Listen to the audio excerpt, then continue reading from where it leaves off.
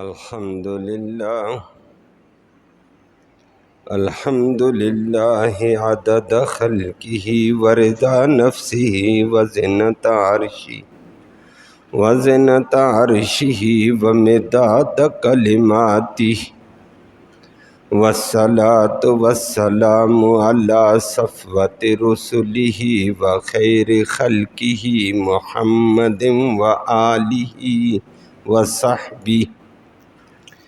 أما بعد فأعوذ بالله من الشيطان الرجيم. بسم الله الرحمن الرحيم.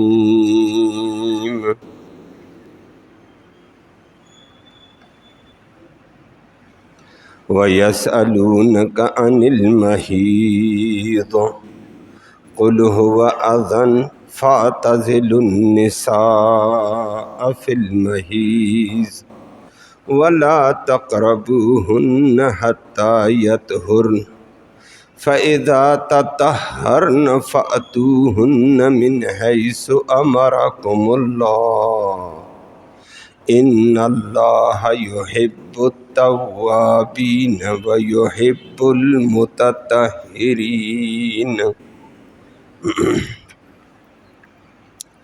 صدق اللہ العلی العظیم وبلغنا رسولہ النبی الامی الکریم. قابل تکریم معزز سامعین کرام، آج کی آیت کریمہ میں بھی صحابہ کرام کے ایک تجسسانہ سوال کا جواب ہے کہ اسلام نے ابھی اپنا حکم ارشاد نہیں فرمایا تھا. صحابہ کرام کے سامنے دو آفاقی مذہب تھے، ایک یہود کا ایک عیسائیوں کا. دونوں میں انتہائی غلو پایا جاتا تھا. تو صحابہ نے نبی کریم صلی اللہ علیہ وسلم سے سوال کر دیا کہ ہم کیا کریں، عیسائیوں والا طریقہ بہتر ہے یا یہود والا؟ ہمارے اسلام نے حکم تو نہیں دیا. اللہ نے اس سوال کے جواب میں ارشاد اسلامی حکم کا دے دیا. وہ آپ کے سامنے آتا ہے، اور وہ تھا اللہ کے ایک فطرتی نظام اللہ نے قائم کیا. عورت اپنے خاص ایام میں چلی جاتی ہے، ماہواری کے ایام. اللہ نے اس کا اسلامی حکم دیا کہ ایام ماہواری کے یہ انتہائی ناپاکی کی حالت ہے. اس کے دوران عورت کا قرب، عورت سے صحبت نہ کرنا جب تک وہ مکمل پاک نہ ہو جائے. باقی اس کے علاوہ معاشرے کا وہ ایک فرد ہے، اس کو معاشرے کا فرد سمجھنا. اور البتہ اس دوران اس کی قربت سے باز آ جاؤ. جب وہ مکمل پاک ہو جائے کہ ایام بھی ختم، دن بھی ختم ہو گئے، غسل بھی کر لیا، پھر اللہ کے حکم کے مطابق اس سے قربت حاصل کرو. صرف دنیا کی شہوت نہ ہو بلکہ آخرت کی فکر کے لیے کہ عورت کا حق ادا ہو جائے، مجھے گناہوں سے بچنا نصیب ہو جائے. نمبر 3، نیک صالح اولاد ہو جائے، میری دنیا اور آخرت بن جائے. اس نیت کے ساتھ فرمایا جاؤ. آخری فیصلہ سنا دیا. اگر جہالت کی وجہ سے ایام ماہواری میں تم سے غلطی ہو گئی تو کوئی بات نہیں، سچے دل سے توبہ کرو، اللہ توبہ قبول کرنے والا ہے. اور آئندہ کے لیے طہارت میں رہتے ہوئے ان چیزوں سے بچنا. اللہ کو پاک رہنے والے لوگ زیادہ پسند ہیں. اللہ ہم سب کو دین کے تقاضے پر عمل کی توفیق نے سے. لفظی ترجمہ سماعت فرمائیں، پھر بات آتی ہے تفصیل سے. فرمایا فرمایا وَيَسْأَلُونَ، وہ لوگ آپ سے سوال کرتے ہیں، وَيَسْأَلُونَ، وہ صحابہ کرام سوال کرتے ہیں کا آپ سے عن المحیض، حیض کے ایام کے بارے میں، ماہواری کے ایام کے بارے میں۔ قل، نبی اعلان کر کے کہہ دیجئے، جواب دیجئے، ہوا یہ ایام حیض کے دن، اذن، یہ انتہائی اذیت والے، انتہائی ناپاکی کی حالت ہے۔ فَاعْتَزِلُوا، پھر جدا رہو، النساء، عورتوں سے، فی المحیض، حیض کے مواری کے ایام میں، وَلَا تَقْرَبُوا، اور مت قریب ہونا ہن ان عورتوں کے، حتیٰ، یہاں تک کہ یطہرن، وہ ان ایام سے پاک ہو جائیں۔ فَإِذَا تَطَہَّرْنَ، پھر جس وقت وہ خوب پاک ہو جائیں، خوب پاک کہ دن بھی ختم، خون بھی ختم اور غسل بھی ہو گیا، فَأْتُوا، پھر آؤ، ہن، عورتوں کے پاس، من حیث، اسی مقام سے، ہمارا جو حکم دیا، کم، تمہیں، اللہ نے۔ باقی اس دوران غلطی ہو گئی جہالت کی وجہ سے یا شہوت کے غلبے سے، ان اللہ، بے شک اللہ رب العالمین، یحب، پسند کرتا ہے، التوابین، توبہ کرنے والوں کو، ویحب، اور وہ رب پسند کرتا ہے، المتطہرین، طہارت قائم رکھنے والوں کو۔ اللہ ہمیں اخلاق میں، کردار میں، اعمال میں طہارت کی توفیق نصیب فرمائے۔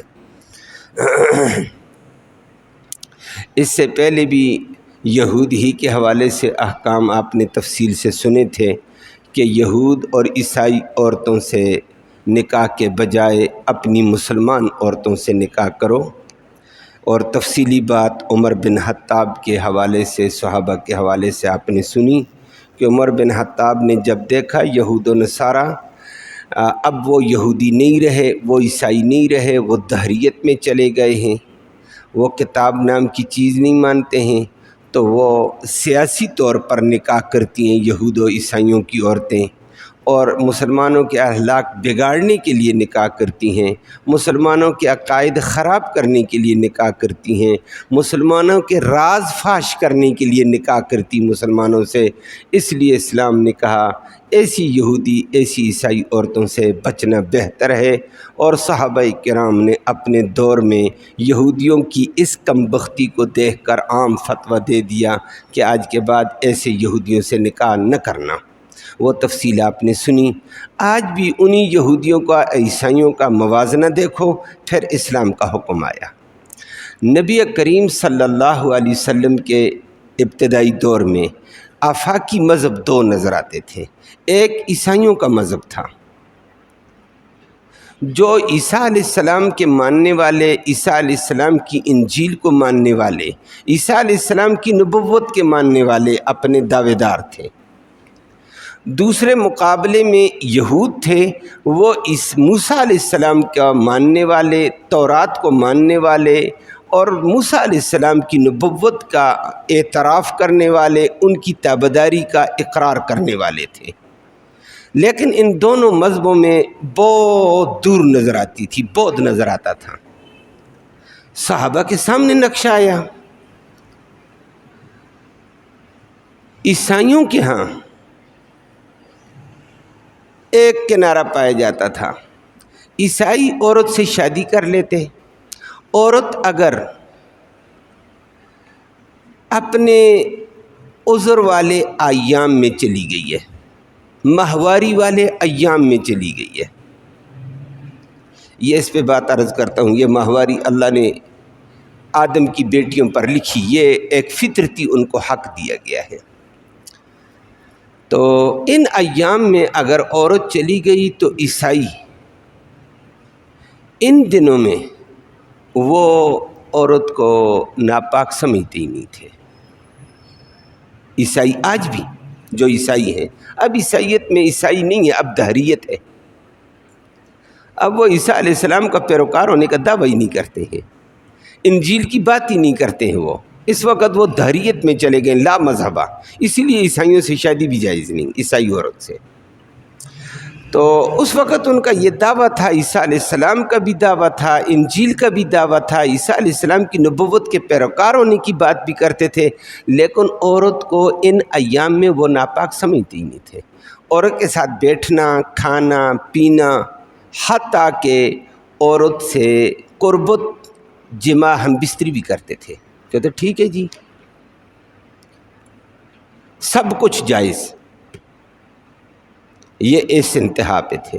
مقابلے میں یہودیوں کا کیا طریقہ تھا؟ یہودی ان ایام میں، جو یہودی تھے اس وقت، ان محسوس ایام میں عورت کو انسانی فرد بھی نہیں سمجھتے تھے۔ عورت محسوس ایام میں چلی جائے، اس سے بات کو بھی گناہ سمجھتے تھے، بات بھی نہیں کرتے تھے، عورت کو گھر میں بھی نہیں رکھتے تھے، عورت کو ہاتھ بھی نہیں لگاتے تھے۔ جب ہاتھ نہیں لگاتے، بات نہیں کرتے، اس کے ساتھ نہیں بیٹھتے، اس کو کمرے میں نہیں رکھتے تھے، اس کے لیے الگ جگہ مختص ہوتی تھی۔ بیکار سا گھر میں جو کمرہ ہوتا، اس بیکار کمرے میں چلی جا، وہیں بیٹھنا، ادھر نہ آنا۔ اب انتہائی عورت کی حقارت ہوئی ہے، آپ اندازہ لگائیں۔ یہ یہود ہیں بے ایمان۔ اور اس کے بعد اگلا ایک عمل کرتے تھے اور کہتے تھے کہ ہماری تورات خود ساختہ تورات، اصل تورات میں نہیں ہے، اصل تورات آفاقی کتاب ہے، اللہ کا قانون ہے، اللہ ایسا ظالمانہ قانون نہیں دیتا ہے۔ ان کی خود ساختہ تورات میں وہ کہتے تھے، یہ لکھا ہوا ہے کہ یہ ایام والی عورت اگر کسی کے کپڑے کو بھی لگائے، بدن کو نہیں، کسی کے کپڑے کو بھی ہاتھ لگائے، وہ کپڑا 24 گھنٹے تک ناپاک ہے، ساتھ ناپاک ہے۔ بلکہ آگے ایک اور ظلم، اگر اس کپڑے کو کوئی اور عورت یا مرد دھوئے، وہ مرد بھی 1 دن تک ناپاک رہے گا۔ واہ، حد ختم کر دی ہے۔ اس غلو میں عورت کو بالکل انسانیت سے گرا دیا۔ عورت کو یہ ایک اللہ نے اس کے ذمہ یہ ڈالا ہوا تھا، اس عورت بیچاری کا کیا قصور تھا؟ اب معاشرے میں اس کو انتہائی ان دنوں میں حقارت کی نگاہ میں، وہ بیٹی ہے بیچاری جدا ہو کر، ذلیل ہو کر کسی بیکار سے کمرے میں، وہ بہن ہے ذلیل ہو کر اس بیکار کمرے میں، وہ بیوی ہے ذلیل ہو کر بیکار کمرے میں ہوتی تھی، اس کی ذلت اور رسوائی ہوتی تھی۔ اس کو الگ کر دیا جی، بالکل الگ ہے تو۔ یہ یہودی اپنے آپ کو بہت اچھا کہتے ہیں، یہودیوں کا یہ حال تھا۔ آج وہی NGOs کے نام سے، انسانی حقوق کے نام سے آ جاتے ہیں، کبھی عورتوں کے حقوق کے نام سے آ جاتے ہیں، کبھی وومن رائٹس آ جاتے ہیں، کہتے عورتوں کے حقوق، یہ عورتوں کے حقوق دینے والے ہیں۔ اس نے عورت کو معاشرے کا فرد بھی نہیں مانا ہے، یہ صرف اسلام سے عورت کو نکالنے کے لیے یہ حقوق کا نام لے رہے ہیں، مگر نہ، یہ نہیں ہے، ان کے مذہب میں یہ تھا۔ اب عیسائی کہتے ہیں سب کچھ جائز، یہودی کہتے ہیں ان دنوں میں بات بھی ناجائز، ہاتھ لگانا بھی ناجائز، عورت کپڑے کو بھی ہاتھ لگائے، کپڑا بھی ناپاک ہو گیا، کپڑے کو دھونے والا کوئی اور بندہ ہے وہ بھی ناپاک ہے، وہ خدا کا بندہ کپڑے کو ساتھ ہاتھ لگا تو وہ اتنا ناپاک ہو گیا کہ اس کپڑے کو دھونے والا بندہ بھی ناپاک۔ حد سے گرا دیا تھا اس نے عورت کو۔ اب صحابہ کے سامنے 2 رخ تھے، ایک رخ والے کہتے تھے ان دنوں میں جماع بھی جائز، دوسرے کہتے ہیں ان دنوں میں بات ہی ناجائز ہے، ہاتھ لگانا بھی ناجائز ہے، کھانا پینا دور کی بات ہے۔ تو یہود کے ہاں عورت ان دنوں میں بیکار سے کمرے میں چلی جاتی بیچاری، نہ اس کو کپڑے دیتے تھے، وہ پورا فطرتی اپنے نظام کے تحت 3 دن 4 دن 5 دن 10 دن پڑی رہتی، اس کو دور سے کھانا پھینک دیتے تھے۔ وہ کھانا لے کر اس کو ہاتھ پکڑاتے نہیں تھے، کھانا پکڑانے میں بھی بندہ گندا ہوتا ہے، دور سے کھانا پھینک دو اس کے آگے، وہ اٹھا کر بعد میں کھا لے گی، کھا کر برتن ادھر رکھ دے گی، وہ برتن ابھی نہیں اٹھائیں گے، وہ ادھر پڑے ہوئے، دوسرے دن اور برتن دیے اور برتن، آخر میں وہ جب بیچاری اس مسئلے سے نکلے گی تو اپنے برتن بھی پہلے غسل کرے گی، پھر برتن دھوئے گی، پھر آئے گی گھر کے اندر میں آ گئی ہوں۔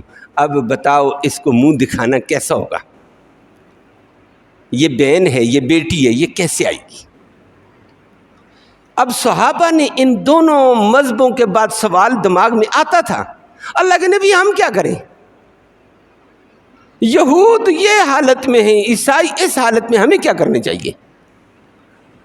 ایک فطرتی طور صحابہ کرام کے ذہنوں میں سوال آیا، انہوں نے سوال کر دیا، اللہ نے جواب دیا۔ اسلام کا عادلانہ نظام رکھا، منصفانہ انداز رکھا اسلام کا، یہود کی طرح اس کنارے بھی نہیں اور عیسائیوں کی طرح اس کنارے میں بھی نہیں۔ اسلام نے ایک عادلانہ نظام قائم کیا کہ انسانوں کو انسانوں والا مقام دو، ذلیل اور خوار نہ کرو، لوگوں کو رسوا نہ کرو۔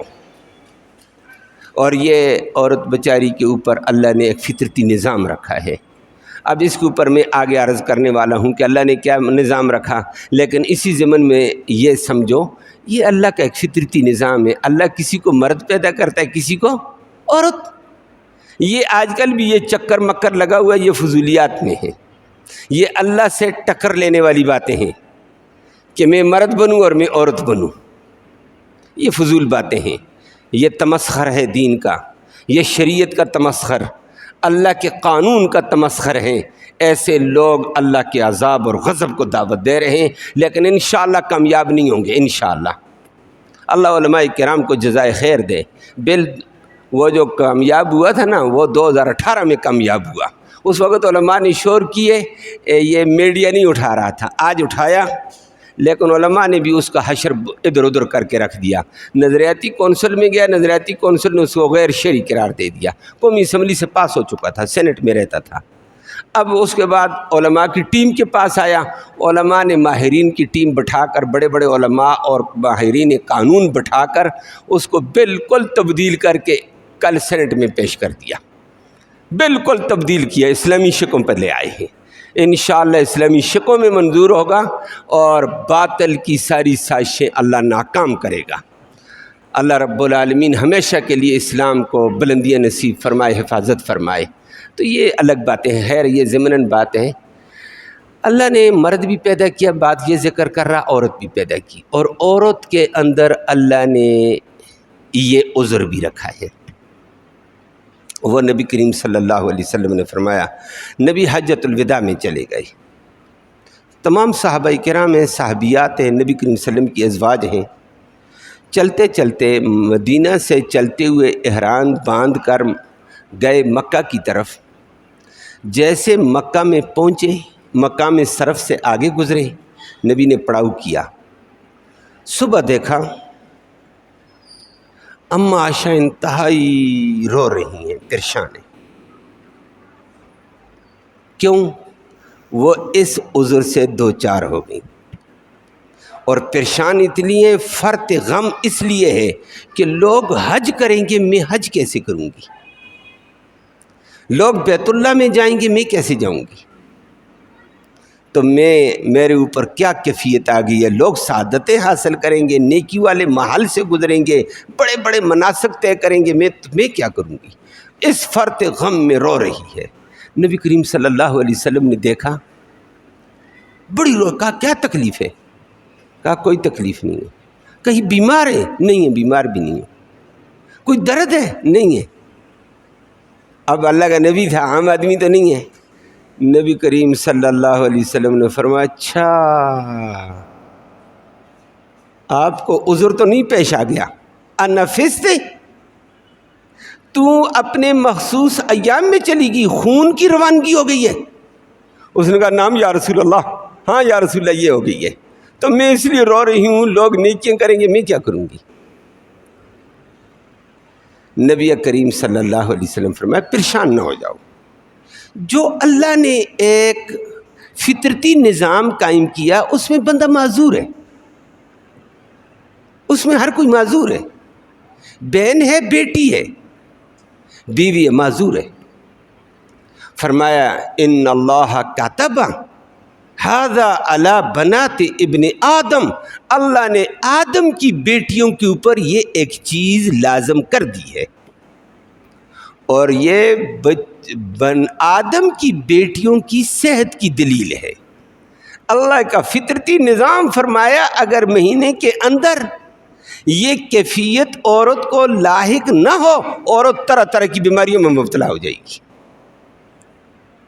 عورت کے رحم میں حدت ہے، یہ حدت کی وجہ سے اللہ اس خون کو چلا لیتا ہے آگے، عورت صحت مند ہو جاتی ہے۔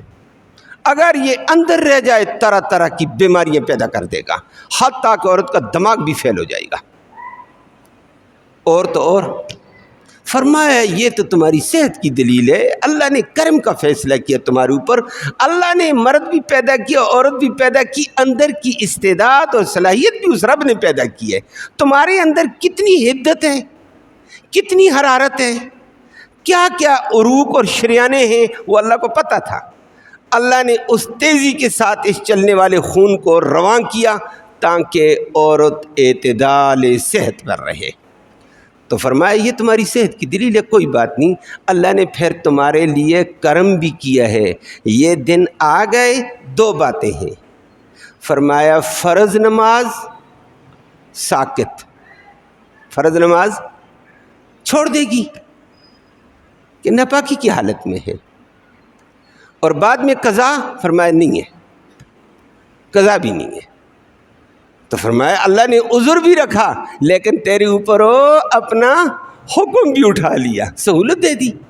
اور روزے آ گئے تو فرمایا روزے بھی تجھے ساکت، لیکن روزوں کی بعد میں 11 مہینے کے اندر ان کی قضا کرنی پڑے گی۔ 11 مہینوں میں 3 روزے قضا ہوئے، 4 ہوئے، 5 ہوئے، 6 ہوئے، 10 ہوئے، 3 سے لے کر 10 تک ہو سکتے ہیں۔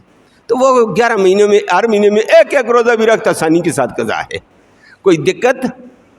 اس لیے اللہ نے کہا روزوں کی قضا کرنا، نمازوں کی قضا نہیں ہے۔ ہر مہینے کتنی نمازیں قضا کرے گی؟ اللہ نے کہا معاف کر دیا، میں نے تیرے ذمہ یہ عذر لگایا، میں رب معاف کرتا ہوں۔ اللہ اکبر۔ تو اللہ نے یہ عورت کے لیے صحت کے لیے رکھا، ساتھ ساتھ اپنا حکم بھی دے دیا کہ ان ایام میں نہ روزے ہیں نہ نماز ہے، نہ قرآن پڑھ سکتی ہے، نہ قرآن کو ہاتھ لگا سکتی ہے۔ تو عورت اگر ایام حیض میں ہے، مواری کے ایام میں ہے، ولادت کے خون میں ہے، یا جنابت میں مرد ہے، عورت ہے، فرمایا نہ زبان سے قرآن پڑھ سکتے ہیں، نہ ہاتھ لگا سکتے ہیں قرآن کو۔ ہاں ان ایام سے ہٹ گئی، پاک ہو گئے، غسل کر لیا، مرد ہے، جنابت سے نکل گیا، غسل کرنے کے بعد قرآن کو ہاتھ لگا سکتے، اس کے علاوہ نہیں، قرآن پڑھ بھی نہیں سکتا، عورت بھی نہیں کر سکتی ہے۔ اس کے علاوہ دعا، ذکر، اذکار، استغفار کر سکتی ہے، درود شریف پڑھ سکتے ہیں، یہ نبی کریم صلی اللہ علیہ وسلم نے فرما دیا ہے۔ تو مسئلہ یہ آ گیا جو آپ کے ذہن میں تھا، جو میں نے کہا یہود کا یہ کنارہ انتہا، عورت کو انسانی فرد نہیں بناتے تھے، عیسائی دوسرے کنارے پہ تھے۔ اسلام نے آ کر عادلانہ درمیانہ انداز رکھا اور قرآن نے اس کو ذکر کیا۔ وَيَسْأَلُونَكَ عَنِ الْمَحِيضِ، نبی آپ سے صحابہ کرام اس موقع پر ایام حیض کے بارے میں سوال کرتے ہیں کہ ہم کیا کریں، عیسائی یہ کرتے ہیں، یہودی یہ کرتے ہیں، ہم کیا کریں؟ کل نبی ان کو یہ بتا دو، ہوا یہ جو ایام ہیں، یہ جو خون اذن، یہ انتہائی نجاست والا ہے، نقصان دہ خون ہے۔ اذن اس نجاست کو کہتے ہیں جو سخت نجاست ہو۔ تو فرمایا یہ خون بھی بدن سے نکلا، بدن صحت مند ہو گیا، اور یہ خون بھی صحت ناپاک، تو خون کے دنوں میں عورت بھی ناپاک۔ فَلِهَذَا فَاعْتَزِلُوا النِّسَاءَ فِي الْمَحِيضِ، ایام ماہواری میں عورت سے جدا رہنا، قربت نہ کرنا، اور وہ بھی کیسے؟ وَلَا تَقْرَبُوهُنَّ، جماع کے حوالے سے، ہم بستری کے حوالے سے عورت کے قریب بھی نہ ہونا، حتیٰ یطہرن، جب تک پاک نہ ہو جائے ان دنوں سے۔ ہاں وہ پھر نبی نے آگے وضاحت کر دی ہے. یا رسول اللہ کیا فرمایا؟ حتیٰ یطہرن، فرمایا ان دنوں میں عورت چلی گئی ناف سے لے کر گھٹنے تک، اس حصے سے کوئی فائدہ اٹھانا، اس کو چھونا جائز نہیں ہے. باقی بدن کے ساتھ اگر مس ہو گیا جائز، ہاتھ لگ گیا جائز، روٹی پکائے جائز، پانی دے جائز، کپڑے دھوئے جائز. نہ کپڑا ناپاک ہوگا نہ کچھ ہوگا، نہ کھانا ناپاک ہے نہ پینا ناپاک ہے. وہ بسم اللہ کر کے کھانا پکا بھی سکتی ہے، بسم اللہ کر کے آٹا گوندھ بھی سکتی ہے، بسم اللہ کر کے تمہیں کھانا دے سکتی، بسم اللہ بھی پڑھ سکتی ہے، ذکر بھی کر سکتی ہے، درود بھی پڑھ سکتی ہے. صرف ان دنوں میں اس کے ناف سے لے کر گھٹنے تک کا حصہ تمہارے لیے ممنوع ہو چکا ہے، بس اس کے علاوہ سب جائز. کھانا پینا، بات چیت، رہنا سہنا جائز. معاشرے کا ایک فرد ہے، چپ کر کے معاشرے میں اس کو رہنے دو. وہ معاشرے کی بہن ہے، بیٹی ہے، اس کا گھر کا فرد ہے، چپ کر کے وہ اس کو زندگی گزارے گی. کوئی نماز چھوڑ دے گی، روزہ چھوڑ دے گی. باقی اس کے علاوہ اس کو معاشرے کا گرا ہوا فرد نہ کہو، یہودیوں کی طرح اور عیسائیوں کی طرح اگلا کام بھی نہ شروع کر دو کہ ان دنوں میں جمعہ بھی ہو جائے. نہ، فرمایا یہ بھی نہ کرنا. یہودی بھی عیسائی بھی غلط جو یہ کام کرتے ہیں. یہودی جو انسانی فرد نہیں بناتے ہیں ان کو دور رکھتے ہیں، یہ بھی غلط ہے.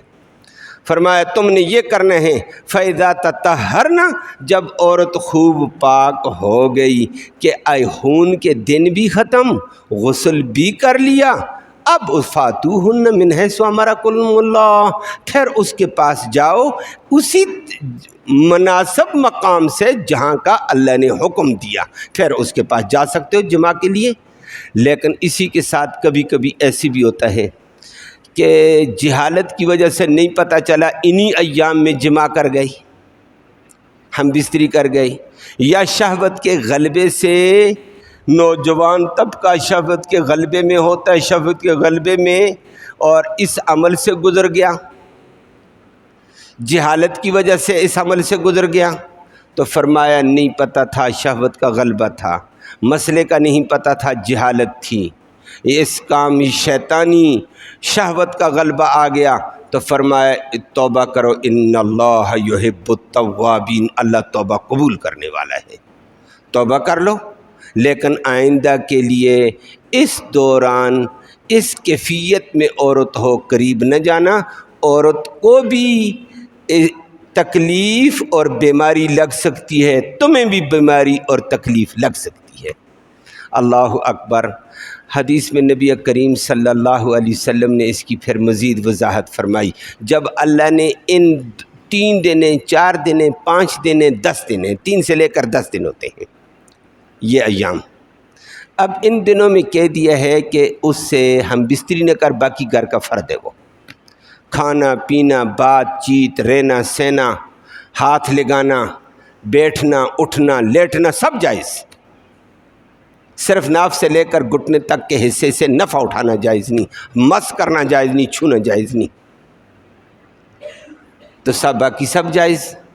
تو پھر اس جائز میں اگر جہالت کی وجہ سے یا شہوت کے غلبے کی وجہ سے یا جوان مرد میاں بیوی لیٹ گئے، لیٹنا جائز تھا اکٹھا، لیکن اسی لیٹنے میں اگلی نوبت آ گئی ہے، جمع کر لیا. نبی کریم صلی اللہ علیہ وسلم نے فرمایا 2 کام کرنے پڑیں گے. ایک، سچے دل سے استغفار کرو جو قرآن کہتا ہے ان اللہ یحب التوابین، توبہ کرو، اللہ توبہ قبول کرے گا. غلطی کی تم نے، شریعت کے خلاف کیا ہے، بیوی تمہاری تھی لیکن ان دنوں میں اس سے ہم بستری حلال نہیں تھی، حرام تھی، تم نے حرام کا ارتکاب کیا، گناہ کیا، توبہ کر. نمبر 2، فرمایا صدقہ کرو، اور صدقے میں بھی اللہ اکبر، شریعت کا عجیب ضابطہ. فرمایا اگر ہے ان مواری کے ابتدائی دنوں میں یہ غلطی کی ہے، 1 دینار صدقہ کرنا پڑے گا. 1 دینار کی اچھی خاصی قیمت ہے. اور اگر ایام کے آخری دنوں میں تم نے یہ غلطی کی ہے تو نصف دینار ہے. او اللہ کے نبی، یہ ابتدائی دن اور آخری دنوں کا فرق کیوں؟ اللہ بڑا حکیم ہے. وہ بندے کی استعداد اور طاقت کے مطابق فیصلے سناتا ہے کہ ابتدا دنوں میں بیوی تمہاری تھی، اگر تم بندے کے اندر شہوت ہوتی ہے، میلان ہوتا ہے، اب ادھر سے حیض کے دن آئے، ادھر سے یہ عمل کر دیا، تو بھائی ابھی تمہاری بیوی تھی، ابھی تو شہوت کا غلبہ نہیں تھا، یہ تیری غفلت زیادہ ہے، پورے دینار کا صدقہ کر۔ اور 4-5 دن کے بعد آخری ایام میں یہ غلطی ہے، اب انسان مجبور شہوت کے آگے مقہور ہو گیا، مغلوب ہو گیا، یہ غلطی کی ہے، اب اس کی غلطی ذرا کم، شہوت کا غلبہ زیادہ تھا، فرمایا نصف دینار صدقہ کر۔ تو آخر میں لیکن فرمایا ہے غلطی، 1 دینار بھی صدقہ کر اور استغفار بھی کر، اور آئندہ اس غلطی سے بچ کر رہنا ہوگا۔ یہ بما ہوا اذا، یہ اذیت کا ذریعہ ہے، مرد کو بھی نقصان دے سکتی ہے، عورت کو بھی نقصان ہوگا، بیماریاں لگ سکتی ہیں دونوں طرف سے۔ شریعت کے امر کے تابع رہو، اور یہودیوں والا طریقہ بھی غلط، عیسائیوں والا طریقہ غلط۔ اسلام نے کہہ دیا صرف عورت کے ایک محسوس حصے سے نفع اٹھانا جائز، باقی عورت معاشرے کا فرد بن کر رہے گی، اس کو غلط نگاہ سے نہ دیکھنا، غلط طریقے سے نہ دیکھنا، معاشرے سے کاٹ کے نہ رکھ دینا کہ وہ ذلیل اور رسوا ہوتی رہی ان دنوں میں۔ اسلام نے عورت کا پورا تحفظ کیا، جبکہ عیسائیت میں بھی تحفظ نہیں تھا، وہ بھی ظلم کا شکار ہو جاتی تھی، ان دنوں میں ظلم ہوتا تھا اس کے اوپر، اذیت اور بیماری والے مراحل سے گزرنا پڑتا تھا اس کو، یہ یہودیوں کے ہاں وہ معاشرے کے فرد سے کٹ جاتی تھی۔ اسلام نے دونوں چیزوں کا تحفظ کر کے اس کا معاشرتی نظام بھی بچایا، اور اس کا بیماری والی کیفیتوں سے بھی، اس کو ظلم اور زیادتی سے بھی بچایا ہے۔ اللہ ہمیں اسلام کے عادلانہ طریقے کے مطابق سارے احکام پورے کرنے کی توفیق نصیب فرمائے۔ اللہم صلی وسلم دائما ابدا علی حبیبک خیر الخلق کلہم۔ یا اللہ تو رحمت کے فیصلے فرما، کوتاہیوں کو معاف فرما، صغیرہ کبیرہ گناہوں کو معاف فرما، دونوں جہانوں کی سرخروئی نصیب فرما، ذلت اور رسوائی سے محفوظ فرما، امن و سلامتی نصیب فرما۔ یا اللہ اسلام کے پورے تقاضوں کے مطابق زندگی گزارنے کی توفیق نصیب فرما۔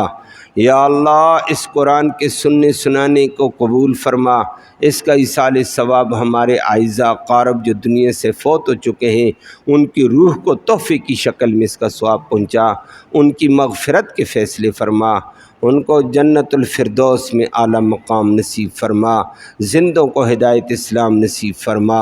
یا اللہ بیماروں کو اپنے فضل سے شفا نصیب فرما، لا علاجوں کا بھی علاج فرما، جو زیر علاج ہیں ان کے بھی علاج کے فیصلے فرما، جسمانی بیمار روحانی بیمار یا اللہ سب کو شفا نصیب فرما، عافیت والا رحم والا معاملہ سب سے فرما۔ یا اللہ جب تک زندہ رہیں اسلام والی زندگی نصیب فرما، مرتے وقت کلمہ ایمان نصیب فرما، آخرت میں نبی کریم صلی اللہ علیہ وسلم کی اور اس قرآن مقدس کی شفاعت نصیب فرما۔ صلی اللہ تعالی علی خیر خلق محمد و آلہ وسلم۔